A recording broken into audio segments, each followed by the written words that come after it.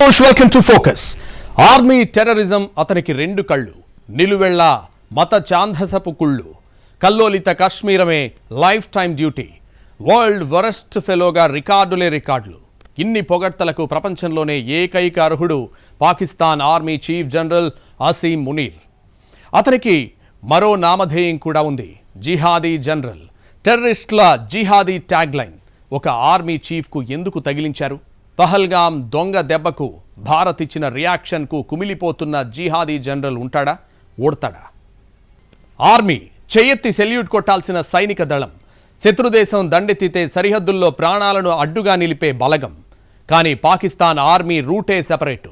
సైనికుల్లా ఎదురు నిలిచి పోరాడలేక ఉగ్రవాదులతో దొంగ దెబ్బ తీసే పిరికి వెధవల దళం. వారి సైనిక బలగాన్ని భ్రష్టు పట్టించింది ఆ దేశ ఆర్మీ చీఫ్లే. అలాంటి వారిలో ప్రస్తుత army chief general Asim Munir. రెండాకులు ఎక్కువే చదివాడు. పహల్గాంలో పర్యాటకుల మతం అడిగి మరీ కాల్పులు జరిపిన కుట్ర మునీర్దేనా? పాకిస్తాన్ ప్రధాని షెహబాజ్ షరీఫ్ శాంతి చర్చలంటాడు. పాకిస్తాన్ ఆర్మీ మాత్రం భారత్పై డ్రోన్లతో అటాక్ చేస్తుంది. మరి పాకిస్తాన్ను పాలిస్తోంది ఎవరు? ప్రజలు ఎన్నుకున్న ప్రభుత్వమా, పాకిస్తాన్ ఆర్మీనా? లష్కరే తోయిబా ఉగ్ర సంస్థ chief Hafiz Saeed, Pakistan army chief general Asim Munir. ఇద్దరి మధ్య తేడా ఏంటి? డిఫరెన్స్ ఏం లేదు. ఇద్దరు కిల్లింగ్ మెషిన్సే. ఇద్దరి దారులు మాత్రమే వేరు. లక్ష్యం ఒకటే, జిహాదీ సిద్ధాంతంతో అమాయకుల్ని చంపడం, అల్టిమేట్గా ఇండియాను సర్వనాశనం చేయడం. ఒకరిది మిలిటరీ జిహాదీ మార్గం, మరొకరిది ఉగ్రవాద జిహాదీ మార్గం. Both are same to same.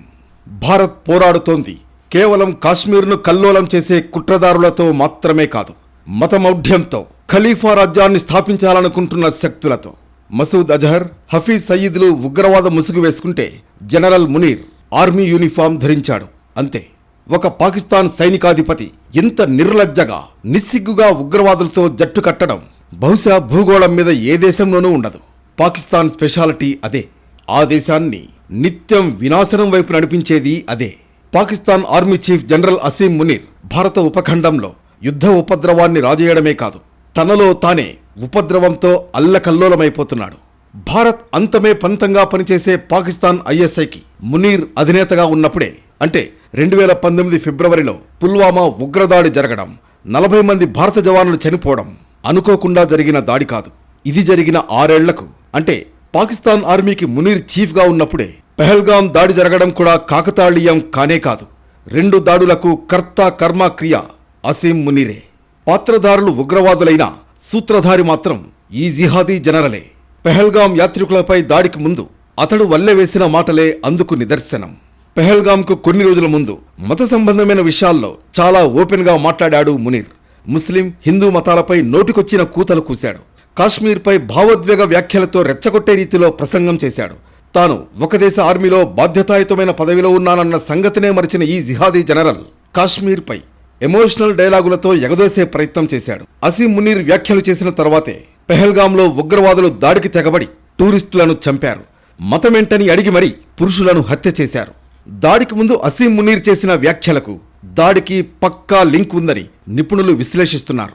పెహల్గాంలో భారతీయుల్ని చంపేస్తే భారత్ ఆవేశంతో దాడికి దిగాలి అని పాకిస్తాన్ జనరల్ అంచనా వేశాడు. ఇతడి అంచనా నిజమైన భారత త్రివిధ దళాల ఈ స్థాయి వీరోచిత స్పందనను మాత్రం ఏమాత్రం అంచనా వేయలేక బొక్కబోర్లా పడ్డాడు అసీం మునీర్. తాను తీసిన గొయ్యిలో తానే పడిపోతానని ఊహించలేకపోయాడు. జనరల్ మునీర్ పెహల్గాం కుట్రతో ఏకంగా పాకిస్తాన్నే ప్రమాదంలోకి నెట్టేశాడు. ప్రతీకారంతో ఆపరేషన్ సింధూర్ చేపట్టిన ఇండియా ఏవో కొన్ని దాడులు చేస్తుంది, తాము కూడా తిప్పికొట్టినట్లు యాక్టింగ్ చేస్తాం, దీంతో తనపైన ఆర్మీపైన ఉన్న నిందలు, కుట్రలు తొలగిపోతాయని అనుకున్నాడు. జియావుల్ హక్, పర్వేజ్ ముషారఫ్ల తరహాలో రాజకీయ అడుగులు వేస్తూ పాకిస్తాన్ను ఏలేందుకు తనకొక ఇమేజ్ క్రియేట్ అవుతుందని సమీకరణాలు వేశాడు. కానీ అవన్నీ పాకిస్తాన్ క్షిపణుల్లా తుస్సుమన్నాయి. స్వదేశంలో మునీర్పై విమర్శలు, అగ్రదేశం నుంచి బెదిరింపులతో తేలుకుట్టిన దొంగలా మిన్నకుండిపోయాడు మునీర్. ఆపరేషన్ సింధూర్ ధాటికి పాకిస్తాన్ ఎయిర్ డిఫెన్స్ సిస్టమ్ దెబ్బతింది. ఎయిర్ బేస్లు ధ్వంసమయ్యాయి. పాకిస్తాన్ ఆర్మీకి కోలుకోలేని నష్టం జరిగింది. చివరికి కిరానా హిల్స్ దగ్గర పాక్ అణ్వాయుధాలను దెబ్బకొట్టేందుకు భారత్ సిద్ధమైందని భయపడి భారత్తో కాళబేరానికి వచ్చింది పాకిస్తాన్. ఆఫ్టర్ ఆల్ 8,500 కోట్ల కోసం IMFను బిచ్చమెత్తుకునే స్థితిలో ఉన్న తన రోగ్ స్టేట్ను మరోసారి మోకాళ్లపై నిలబెట్టడంలో ఇంతకు ముందున్న జనరల్స్ కంటే రెండాకులు ఎక్కువే చదివాడు జనరల్ మునీర్. తన ట్రాప్లో తనే పడి ఎగ్జిట్ రూట్ లేక ఉక్కిరిబిక్కిరయ్యాడు. జిహాదీ జనరల్ ఆసిమ్ మునీర్ భారత్తో యుద్ధం ఎందుకు కోరుకున్నాడు? అడిగి మరి ఎందుకు చావు దెబ్బలు తిన్నాడు? పహల్గాం దాడికి టెర్రరిస్టులను ఎగదోసి ఇండియాతో ఏదో వార్ చేసినట్టు యాక్టింగ్ చేసి ఏం సాధించాలని అనుకున్నాడు? స్వదేశంలో తనపై రేగుతున్న అసహనాన్ని, అసంతృప్తిని కవర్ చేసేందుకే ఇలాంటి కుట్ర చేశాడా? అసలు పాకిస్తాన్ జనరల్ గేమ్ ప్లాన్ ఏంటి? పెహల్గాం అటాక్తో ఇండియన్ మిలిటరీని కవ్వించాలన్నది జనరల్ మునీర్ గేమ్ ప్లాన్. రాజకీయ సమీకరణాలు, అన్ని వ్యవస్థలపై నియంత్రణ, జిహాదీ సైద్ధాంతిక ఆవేశం, ప్రభుత్వంపై ఆర్మీకి ఎప్పుడూ పైచేయిగా ఉండాలన్న సాంప్రదాయం కొనసాగింపు వంటి అనేక స్ట్రాటజీలు వేశాడు మునీర్. అంతేకాదు, అంతర్గత సవాళ్లు, మిలిటరీపై ప్రజల్లో పెరుగుతున్న అసహనాన్ని కవర్ చేయడమే కాదు, తన జిహాదీ పైశాచికత్వాన్ని ప్రదర్శించడం మునీర్ ప్రణాళిక. పాకిస్తాన్ ఆర్మీ చీఫ్గా 2022 నవంబర్లో బాధ్యతలు తీసుకున్నాడు సయ్యద్ అసీం మునీర్ అహ్మద్ షా. ఇస్లాం ఛాందసవాదాన్ని నరనరానా ఎక్కించుకున్న general. Director general of military ఇంటెలిజెన్స్గా, ఇంటర్ సర్వీస్ ఇంటెలిజెన్స్ చీఫ్గా పనిచేశాడు. ఉగ్రవాదులతో మునీర్కు ప్రత్యక్ష సంబంధాలు ఉన్నాయనడానికి బెస్ట్ ఎగ్జాంపుల్, మొన్న ఆపరేషన్ సింధూర్లో చనిపోయిన ఉగ్రవాదుల అంత్యక్రియలను మిలిటరీ అధికారిక లాంఛనాలతో నిర్వహించడం. మత ఛాందసవాదాన్ని ఏమాత్రం దాచుకోని జనరల్ మునీర్ పాకిస్తాన్ మిలిటరీని ఏకంగా జిహాదీ కాంప్లెక్స్గా మార్చేశాడు. ఇస్లాంను పక్కాగా ఫాలో అయ్యే భక్తుడు, ఇస్లాం స్టడీస్లో స్కాలర్ కూడా. ఖురాన్పై పరిశోధనా పత్రాలు సమర్పించాడు. ఖురాన్ గురించి ఇంతగా అవగాహన ఉన్న మునీర్ అందులో భావనలను మాత్రం తప్పుగా అర్థం చేసుకుని తప్పు మార్గం పట్టాడు. గతంలో జిహాదీ జనరల్స్ను గుడ్డిగా ఫాలో అయి దేశంలో అత్యున్నత రాజకీయ పదవులు పొందాలని టార్గెట్గా పెట్టుకున్నాడు. పెహల్గాంలో ప్రణాళికాబద్ధంగా యాత్రికులపై ఉగ్రవాదులతో దాడులు చేయించి ఇండియాను రెచ్చగొట్టడం వెనుక అంతర్గతంగా తనపై చెలరేగుతున్న అసహనాన్ని కప్పిపుచ్చుకోవాలన్న ప్లాన్ కూడా ఉంది. మిలిటరీ చీఫ్గా అంతవరకే పరిమితం కావాల్సిన జనరల్ మునీర్ రాజకీయ వ్యవహారాల్లో మరింతగా తలదూర్చడమే పనిగా పెట్టుకున్నాడు. రాజకీయ ప్రత్యర్థుల్ని ఇబ్బంది పెడుతూ తనకు ఎదురు లేకుండా చేసుకుంటున్నాడు. ముఖ్యంగా PTI అధినేత, మాజీ ప్రధాని ఇమ్రాన్ ఖాన్పై ప్రతీకారం తీర్చుకుంటున్నాడన్న విమర్శలు మునీర్పై పెరుగుతున్నాయి. రకరకాల కేసులతో ఇమ్రాన్ ఖాన్ను జైల్లో వేయించాడు మునీర్.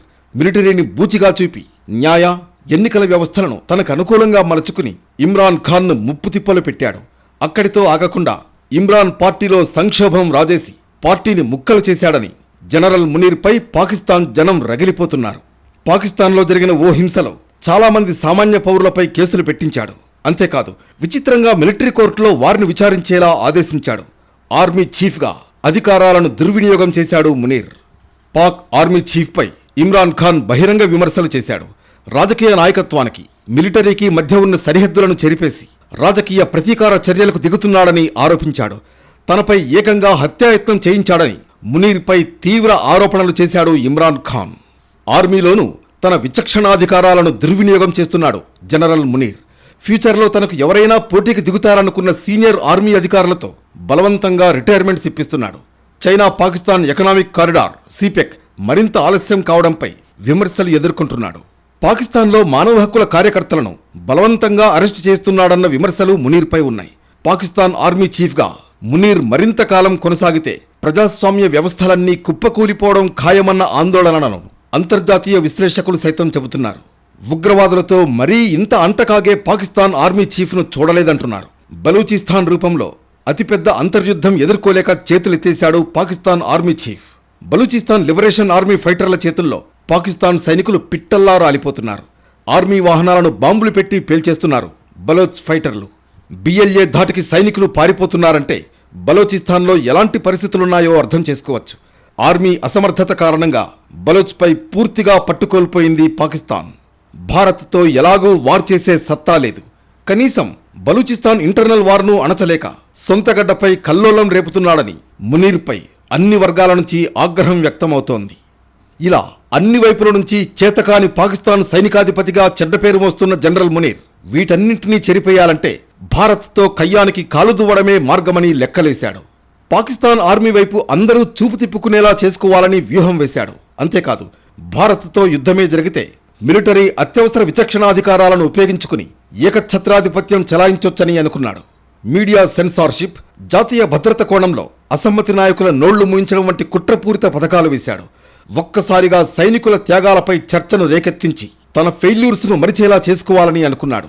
అందుకే పెహల్గాంపై పకడ్బందీ ప్రణాళికతో దాడి చేసి ఇండియాను కవ్వించాడు.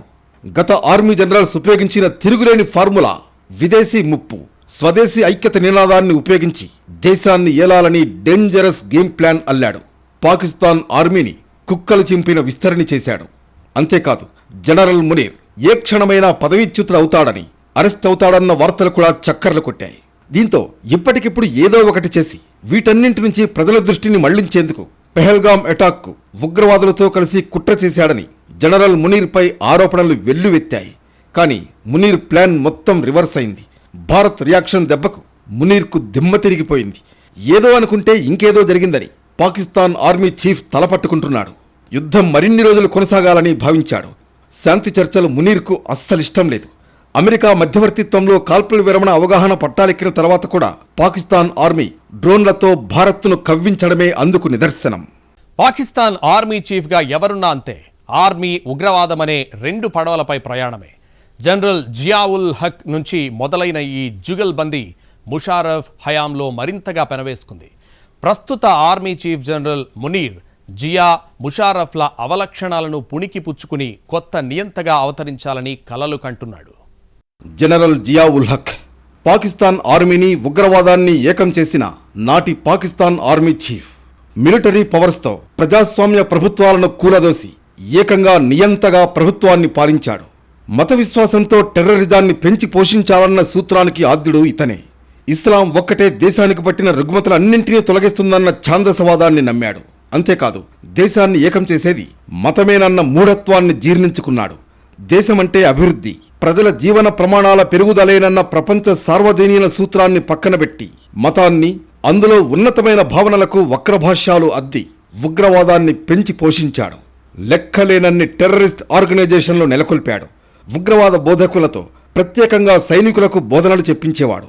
భారత్ని ఎదుర్కోవాలంటే సైన్యంతో కాదు, ఉగ్రవాదమనే దొంగదారిలోనూ వెళ్లాలని సూత్రీకరించిన సోల్జర్ చీఫ్ జియావుల్ హక్ 1000 ఊచకోతలతో భారత్ను రక్తసిక్తం చేయాలన్న ఉగ్రోన్మాదాన్ని అందరికీ ఎక్కించాడు. General Hamid Gul, godfather of Taliban, Pakistan military inter service intelligence జనరల్గా 1987 నుంచి 1989 వరకు పనిచేశాడు.